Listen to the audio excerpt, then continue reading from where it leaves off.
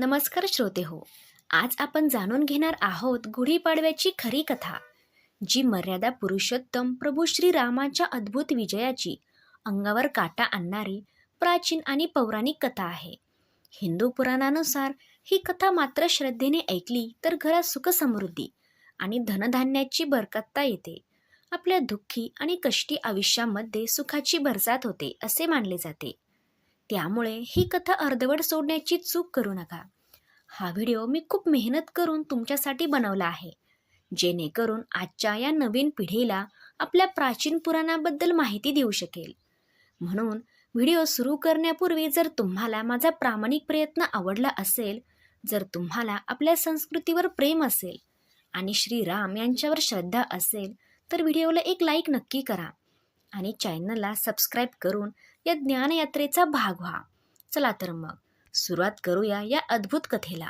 ही कथा खऱ्या अर्थाने सुरू होते ती शेनू नदीच्या अत्यंत पवित्र, संथ आणि निर्मळ तीरावर वसलेल्या एका अशा नगरीतून, जिची बरोबरी साक्षात स्वर्गातील इंद्रनगरीही करू शकत नव्हती.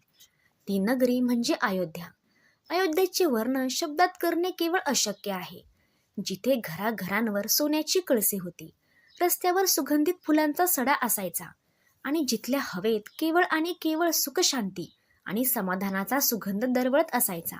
या अथंग आणि प्रबळ वंशाच्या सिंहासनावर विराजमान होते ते साक्षात धर्म आणि न्यायाचे चालते बोलते प्रतीक, चक्रवर्ती सम्राट राजा दशरथ राजे. दशरथांच्या राज्यात प्रजेला दुःख म्हणजे काय हे माहीतच नव्हते. त्यांच्या राज्यात सिंह आणि गाय एकाच घाटावर पाणी प्यायचे. पण या अथंग सुखाला खऱ्या अर्थाने पूर्वत आले जेव्हा साक्षात परमेश्वराने, विश्वाच्या पालनकर्त्या भगवान विष्णूंनी प्रभू श्रीराम म्हणून राजा दशरथांच्या आणि माता कौशल्याच्या पोटी जन्म घेतला. प्रभू श्रीराम एक असे नाव आहे ज्यांच्या केवळ उच्चाराने आजही लाखो लोकांच्या अंगावर भक्तीचा काटा उभा असतो आणि डोळ्यांतून नकळत अश्रू वाहू लागतात. श्रीराम केवळ एक राजपुत्र नव्हते, तर ते अयोध्याचा श्वास होते, अयोध्याचे हृदय होते. अयोध्यातील प्रत्येक माणूस, अगदी रांगणाऱ्या लहान मुलांपासून ते मृत्यूच्या दारात उभ्या असलेल्या म्हाताऱ्यापर्यंत, झाडावेलीपासून ते पशुपक्ष्यांपर्यंत, सर्वजण रामावर स्वतःच्या प्राणापेक्षाही जास्त निस्सीम आणि अथंग प्रेम करत होते.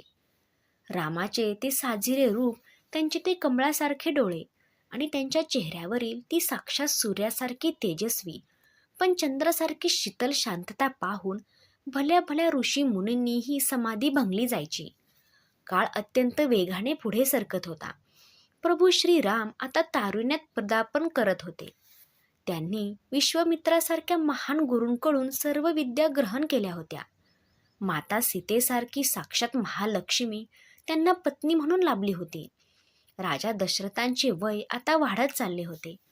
त्यांचे शरीर थकत होते आणि त्यांना आता अयोध्याची ही अथांग सत्ता, हा राजमुकुट आपल्या या लाडक्या, अत्यंत गुणवान आणि मर्यादा पुरुषोत्तम मुलाच्या म्हणजे श्रीरामाच्या हाती अत्यंत आदराने सोपवण्याचा होता. जेव्हा अयोध्येत ही बातमी वाऱ्यासारखी पसरली की उद्या आपल्या लाडक्या रामाचा राज्याभिषेक होणार आहे, तेव्हा संपूर्ण अयोध्या अक्षरशः वेडीपिशी झाली होती. तो आनंद, तो जल्लोष शब्दात मांडणे कठीण आहे. लोकांच्या डोळ्यांतून आनंदाश्रू नद्या वाहू लागल्या. घरोघरी सोन्या मोत्यांची तोरणे बांधली गेली. संपूर्ण नगरीला एखाद्या स्वर्गीय नववधूसारखे सजवले गेले. रस्त्यांवर फुलांच्या पायभऱ्या घालण्यात आल्या. सुगंधी पाण्याचा सडा शिंपण्यात आला. उद्या आपला लाडका राम या अयोध्याचा राजा होणार. आता या जगात आपल्यासारखे नशीबवान कोणीच नाही. या कल्पनेने लोकांची भूक आणि तहान हरपली होती. लोक रात्रभर झोपले नाहीत. सर्वत्र फक्त आणि फक्त उत्साहाचे संगीत आणि आनंदाचे महापूर वाहत होते. पण नियतीच्या काळाला आणि साक्षात परमेश्वराच्या त्या महाभयंकर लीलेला काहीतरी वेगळीच मंजुरी होती. ज्या रात्री अयोध्या आनंदाच्या सर्वोच्च शिखरावर होती, त्याच रात्री राजवाड्याच्या एका अंधाऱ्या कोपऱ्यात एका अत्यंत भयंकर, नीच असे काळजाला पीळ पाडणाऱ्या कटाची बीजे रोवली जात होती. कैकेयीची अत्यंत कुटील दासी मंथरा, जिच्या शरीरात रक्ताऐवजी साक्षात विषेचा महासागर उसळत होता. तिने रात्री कैकेयीले कान भरायला सुरुवात केली. अत्यंत मस्तीने, कपटाने आणि कुटील बुद्धीने तिने कैकेयीच्या मनातील रामाबद्दलचे अथांग प्रेम एका साक्षात नष्ट केले. तिथे द्वेषाची, स्वार्थाची आणि सत्तेच्या लालसेची महाभयंकर आग लावली गेली. अगं वेडी कैकेयी, राजा राम झाला तर तुझी आणि तुझ्या भरताची किंमत या राजवाड्यात एका दासीसारखी होईल. तुझा मुलगा भरत राजा झाला पाहिजे आणि राजाला या अयोध्येतून कायमचे हकलून दिले पाहिजे. हे विष मंथरेने कैकेयीच्या डोक्यात इतक्या भयंकर पद्धतीने ओतले की कैकेयीसारखी अत्यंत प्रेमळ आणि शूर राणी साक्षात एका राक्षसनीसारखी कोप भवनात जाऊ लागली.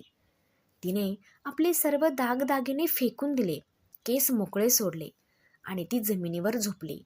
जेव्हा चक्रवर्ती सम्राट राजा दशरथ अत्यंत आनंदाने रामाच्या राज्याभिषेकाची ती अद्भुत आणि गोड बातमी देण्यासाठी कोपभवनात आले, तेव्हा कैकेयीने त्यांच्यावर साक्षात मृत्यूचा काळजाचा थरथाप उडवणारा बाणच सोडला.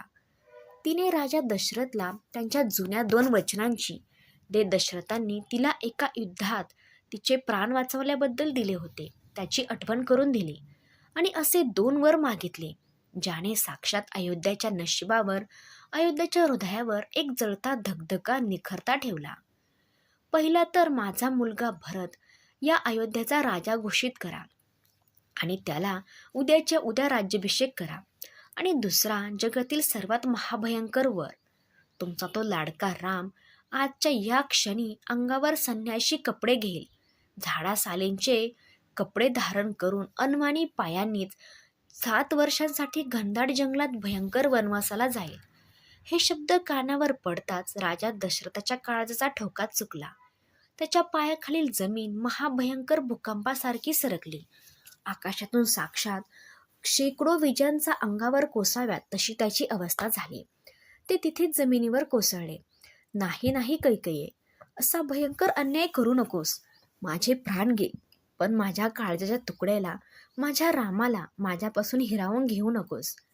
तो कोवळा राम जंगलातील ते महाभयंकर काटेरी कुटे कसे सहन करेल? तो उपाशी कसा राहील? रामाविना मी एक क्षणही जगू शकणार नाही. मी तडफडून मरेल कैकेयी. असा अकांत करत, असा महाभयंकर ताप होडत साक्षात त्रैलोक्य जिंकणारे चक्रवर्ती सम्राट दशरथ त्या निर्दयी कैकेयीच्या पायावर कोसळले. उकसे बुकसे रडू लागले. पण कैकेयीचे हृदय साक्षात दगडाचेच झाले होते. तिला अजिबात पाझर फुटत नव्हता. दुसरीकडे राजवाड्यात जेव्हा ही बातमी प्रभू श्रीरामांवर समजली, तेव्हा संपूर्ण जगाला धक्का बसल्यासारखा प्रसंग घडला. ज्या माणसाला उद्या अयोध्याच्या चक्रवर्ती सम्राट व्हायचे होते, जगातील सर्वात मोठी सत्ता ज्यांच्या पायाशी लोळण घेत होती, त्या माणसाच्या चेहऱ्यावरील हास्याची एक रेषही हलली नाही. रामाने एका क्षणात, होय केवळ एका क्षणात, त्या अथांग राजवैभवावर, त्या सोन्याच्या सिंहासनावर हसत हसत पाणी सोडले. माझ्या पित्याचे वचन हेच माझे सर्वस्व आहे. पित्याच्या शब्दासाठी 14 वर्ष काय, आयुष्यभर जरी नरकवास वनवास भोगावा लागला तरी मी हसत हसत जाईल. श्रीरामांची ही अतंग पितृभक्ती आणि तो अलौकिक त्याग पाहून साक्षात स्वर्गातील देवाचेही डोळे पाणावले. जेव्हा प्रभू श्रीराम साक्षात वैकुंठातील लक्ष्मीचे रूप असलेले माता सीता आणि रामाची सावलीसारखा रामासाठी प्राण द्यायला तयार असलेला भाऊ लक्ष्मण, हे तिघही राजवाड्याचे शौर्य, मौल्यवान दागदागिने, रेशमी वस्त्र आणि अथंग सोयी सुविधा सोडून अंगावर केवळ वसवल्याचे संन्यासी कपडे धारण करून अनवाणी पायांनी जंगलाकडे जाण्यासाठी रथात बसले. तो क्षण अयोध्येसाठी साक्षात महाप्रलयासारखा, मृत्यूसारखा होता. संपूर्ण अयोध्येने असाही हंबरडा फुरला की तो आकाशात साक्षात आकाशाला चिरून स्वर्गापर्यंत पोहोचेल. अयोध्यातील लाखो जनता वेड्यासारखी प्रभू श्रीरामांच्या रथामागे धावू लागली. रस्त्यावर पडून धूळ खात लोक ढसाढसा रडत होते. हे रामा, आम्हाला सोडून जाऊ नकोस. तुझ्या विना ही अयोध्या म्हणजे साक्षात महास्मशान आहे. आम्हालाही तुझ्यासोबत त्या जंगलात घेऊन चल, पण आम्हाला पोरकं करू नकोस, असे अनाथ करू नकोस. देवा असा टाहू फोडत होते. लहान मुले, स्त्रिया, म्हातारे सर्वांच्या डोळ्यातून अश्रूंचा महासागर वाहत होता. रथाच्या चाकाखाली उडणारी धूळ लोकांच्या अश्रूंनी भिजून गेली होती. जरवनांनी चाखणारे सोडले, पक्ष्यांची किलबिलाट करणारे सोडले, पण प्रभू श्रीराम आपल्या धर्मावर आणि कर्तव्यावर ठाम होते. त्यांनी अत्यंत प्रेमाने अयोध्याच्या जनतेला समजावले आणि ते तमसी नदी ओलांडून घनदाट दंडकारण्याच्या दिशेने निघून गेले. रामाच्या ध्याने राजा दशरथाचे प्राण कंठाशी आले आणि राम राम राम असा अर्थ टाहो फोडत त्यांनी आपले प्राण सोडले.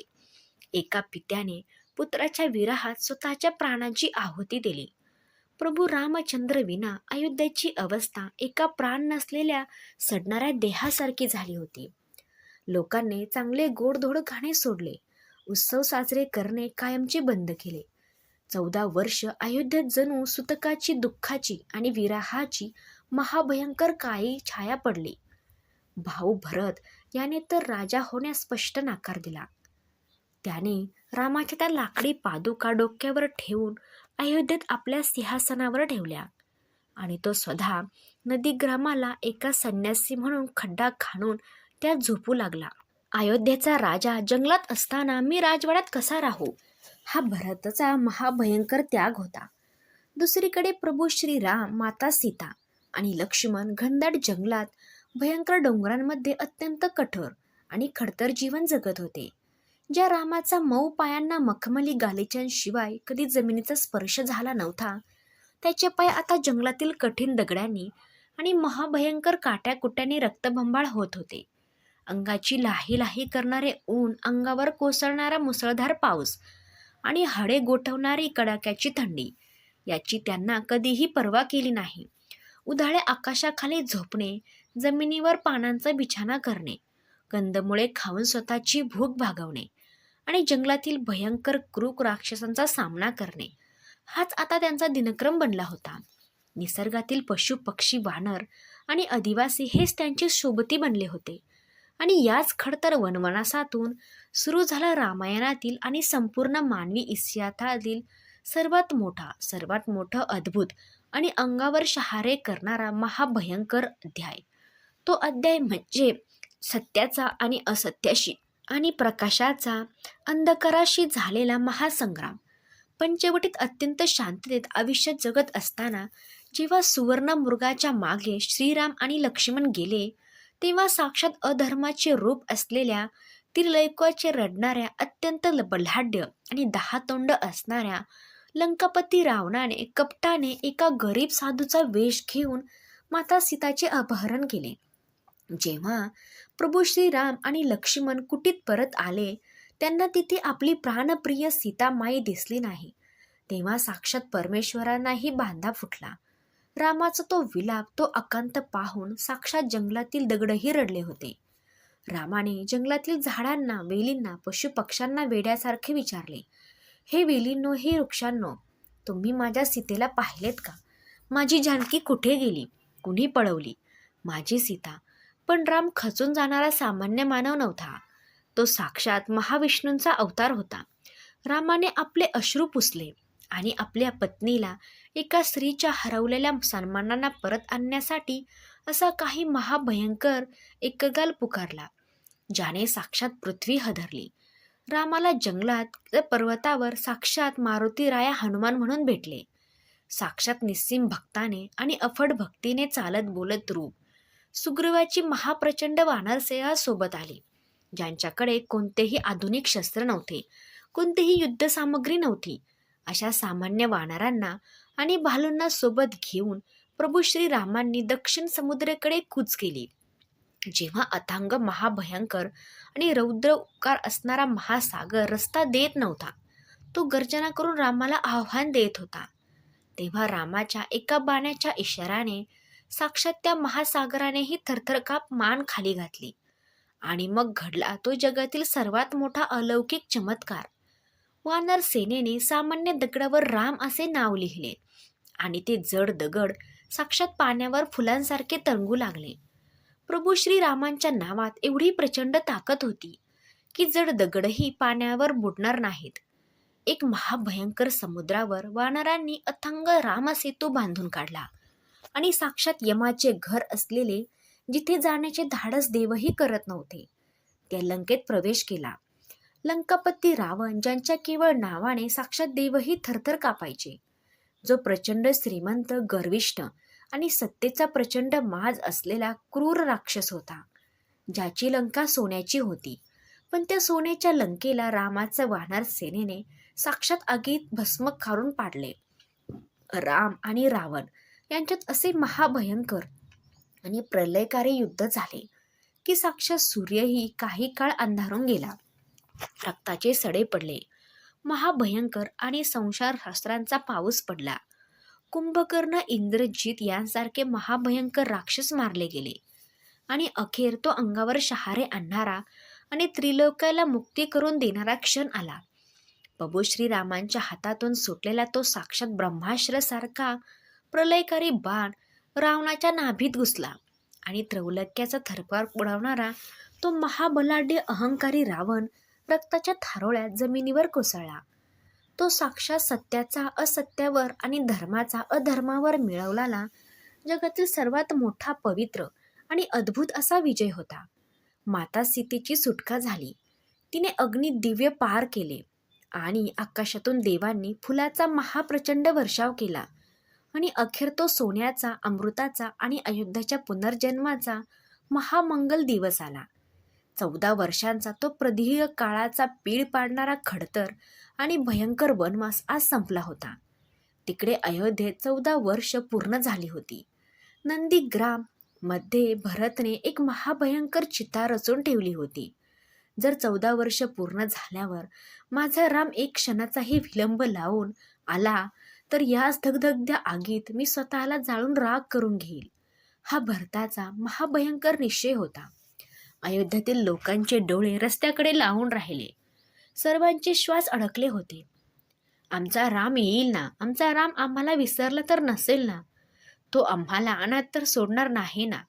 तेव्हाच आकाशातून एक अत्यंत दिव्य, तेजस्वी आणि साक्षात सूर्यासारखे प्रकाशमान असे पुष्पक विमान अयोध्याच्या दिशेने येताना दिसले. त्या विमानात साक्षात प्रभू श्रीराम, माता सीता, लक्ष्मण आणि वीर हनुमान विराजमान होते. राम परत येत आहेत ही बातमी जेव्हा अयोध्येत पोहोचली तेव्हा ती केवळ वाऱ्यासारखी नाही तर साक्षात वनवेसारखी संपूर्ण नगरीत पसरली. आकाशातून आनंदीमयी महाप्रचंड वीज कोसळावी तसा तो अथंग आणि सुखद धक्का होता. 14 वर्ष मरणाच्या दारात उभे असलेली अयोध्या एका क्षणात जिवंत झाली. लाखो लोकांचा जनसाखर वेड्यासारखा रस्त्यावर लोटला. कुणाचेच भानावर नव्हते.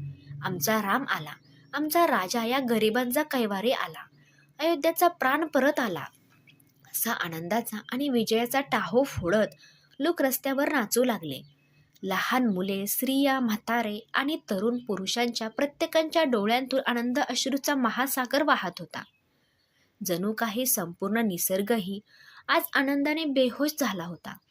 पण आता प्रश्न होता की आपल्या या लाडक्या राजाचे 14 वर्षाचा अथंग वनवास भोगून आणि महाभयंकर रावणाचा वध करून आलेल्या या साक्षात चालत्या बोलत्या देवाचे स्वागत करायचे तरी कसे? विजयाचा हा अद्भुतपूर्व आणि ऐतिहासिक आनंद कसा व्यक्त करायचा?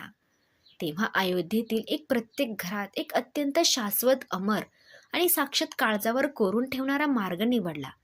त्यांनी ठरवले की प्रभू श्रीरामांच्या स्वागतासाठी घरासमोर विजयाचे साक्षात प्रतीक उभारले जाईल. लोकांनी प्रत्येक श्रद्धेने आणि भावनेने एक उंच आणि भक्कम बांबूच्या काठीला स्वच्छ पाण्याने धुतलेली ही बांबूची काठी म्हणजे साक्षात रामाचा भक्कम आणि कधीही न वाकणारा तत्वाचे प्रतीक होती. त्यावर भरजरी अत्यंत सुंदर रेशमी आणि नवचैतन्याचे प्रतीक असलेले वस्त्र, साडी किंवा खण गुंढाळले. हे वस्त्र म्हणजे अयोध्याच्या समृद्धीचे आणि सुखाचे प्रतीक होते. रामाने 14 वर्ष जंगलात जी कडू फळे खाल्ली आणि जे अपार दुःख भोगले, तसेच आयुष्यातील कडू प्रसंगाची आठवण म्हणून आणि आरोग्याचे साक्षात वरदान म्हणून कडुलिंबाचा पाला बांधला गेला. रामाच्या येण्याने 14 वर्षांनंतर अयोध्याच्या आयुष्यात जो अथांग गोडावा आला त्याचे प्रतीक म्हणून साखरेची गाढी बांधण्यात आली आणि या सर्वांवर विजयाचा, समृद्धीचा आणि मांगल्याचा मुकुट म्हणून साक्षात एक तांब्याचा कलश गडू उघडा ठेवण्यात आला. आणि मित्रांनो, पाहता पाहता साक्षात निसर्गाचे नियम मोडून काढणारा आणि अंगावर शहारे आणणारा आणि डोळ्यांचे पारणे फेडणारा सोहळा तिथे अयोध्येच्या मातीत घडला. अयोध्येतील प्रत्येक घराबाहेर, प्रत्येक झोपडीबाहेर आणि राजवाड्याबाहेर आकाशाला गवसणी घालणाऱ्या या गुढ्या उभारल्या गेल्या. सासरात ब्रह्मध्वज किंवा विजयध्वज म्हणले जाते, अत्यंत अभिमानाने दोडू लागल्या. संपूर्ण आसमानात विजयाच्या, प्रेमाच्या आणि आनंदाच्या जयघोषाने दुमदुडून गेला. जेव्हा प्रभू श्रीरामांचे पाय विमानातून अयोध्येच्या मातीला लागले, तेव्हा घरोघरी उभारलेल्या या लाखो घोड्या आणि लोकांचे ते अथांग निस्सीम प्रेम पाहून त्या साक्षात मर्यादा पुरुषोत्तमाच्या डोळ्यातूनही आनंदाश्रू आले. रामाने खाली वाकून अयोध्येच्या मातीला कपाळ लावले. साक्षात परमेश्वराने आपल्या भक्तांचेही निर्मळ प्रेम स्वीकारले होते. तो दिवस होता चैत्र महिन्याचा पहिला दिवस, म्हणजे चैत्र शुद्ध प्रतिपदा.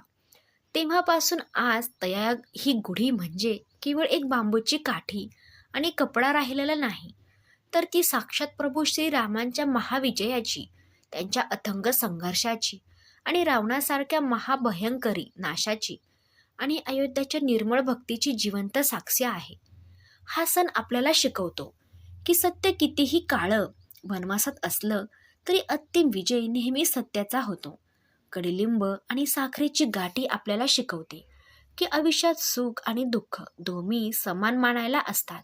आज हजारो वर्षे लोटली आहेत. आजचे हे जग विज्ञान आणि तंत्रज्ञानाचे आहे. पण आजही चैत्र महिन्याच्या पहिल्या दिवशी जेव्हा महाराष्ट्रातील आणि देशभरातील प्रत्येक माणूस पहाटे लवकर उठून स्नान करून आपल्या दारात अत्यंत श्रद्धेने गुढी उभारतो, तेव्हा साक्षात देव आपल्या पाठीशी खंबीरपणे उभ्या असल्याची जाणीव प्रत्येक भक्ताला होते. दरवर्षी गुढीपाडव्याला घरोघरी तीच रेशमी साडी, तोच कडुलिंब, तीच साखरेची गाठी आणि तोच तांब्याचा कलश अत्यंत श्रद्धेने सजवला जातो. लोक ऊन, पाऊस आणि आयुष्यातील प्रत्येक संकटाची पर्वा न करता जुने दुःख विसरून अत्यंत आनंदाने नवीन वर्षाचे आणि नवीन आशेचे स्वागत करतात. आणि जेव्हा घराघरातून लाखो आवाजांतून प्रभू श्री रामचंद्रांच्या नवान जय श्रीराम असा गजर आकाशाला भिडतो, तेव्हा साक्षात वैकुंठही तिथे आपल्या अंगणात खाली उतरल्यासारखे वाटते. मित्रांनो, जर तुम्हालाही विश्वास असेल की सत्याचा विजय नेहमीच होतो, तर कमेंटमध्ये जय श्रीराम नक्की लिहा. आणि ही कथा शेवटपर्यंत ऐकली असेल तर तुम्ही खरोखर खूप भाग्यवान आहात.